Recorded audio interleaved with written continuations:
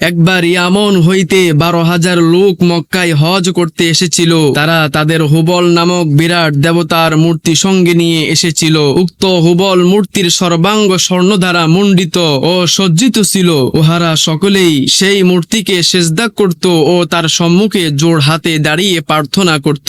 হযরত রাসূলুল্লাহ সাল্লাল্লাহু আলাইহি সাল্লাম সেই মূর্তি পূজকদেরকে পরিত্যাগ করে সত্য ধর্মের দিকে আহ্বান করল। তাদের দলপতি বলল যে, তুমি যে সত্যি আল্লাহর নবী তার প্রমাণ কি? হযরত রাসূলুল্লাহ সাল্লাল্লাহু আলাইহি সাল্লাম বললেন, তোমাদের ওই হুবল নামক দেবতার মূর্তি যদি আমার নবুয়ত সম্বন্ধে সাক্ষ্য প্রদান করে, তবে তোমরা আমাকে আল্লাহর নবী বলে বিশ্বাস করবে কিনা? উহারা সকলেই উত্তর করল, তাহলে তো কোনো কথাই নাই। আমাদের উপাস্য দেবতায় যদি তোমাকে নবী বলে স্বীকার করে, তবে আমরা আর স্বীকার করব না কেন? হযরত রাসূলুল্লাহ সাল্লাল্লাহু আলাইহি সাল্লাম হুবলকে আহ্বান করলেন। হযরতের আহ্বানে মূর্তিটি অগ্রসর হয়ে তার সামনে এসে সিজদা করল। তিনি মূর্তিটির দিকে নিজের হাতের ছড়ি উত্তোলন করে জিজ্ঞাসা করলেন, বলো আমি কে? হুবল উত্তর করল, আনতা রাসূলুল্লাহি ওয়া আনা আশহাদু আল্লা ইলাহা ইল্লাল্লাহু ওয়া আশহাদু আন্না মুহাম্মাদুর রাসূলুল্লাহ, অর্থাৎ আপনি আল্লাহর রাসূল, আমি সাক্ষ্য দিচ্ছি যে আল্লাহ ব্যতীত কেউ উপাস্য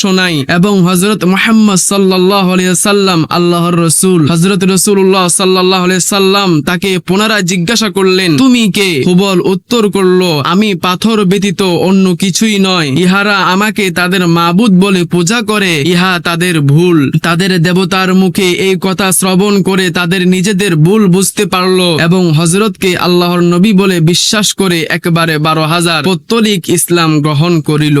Subscribe.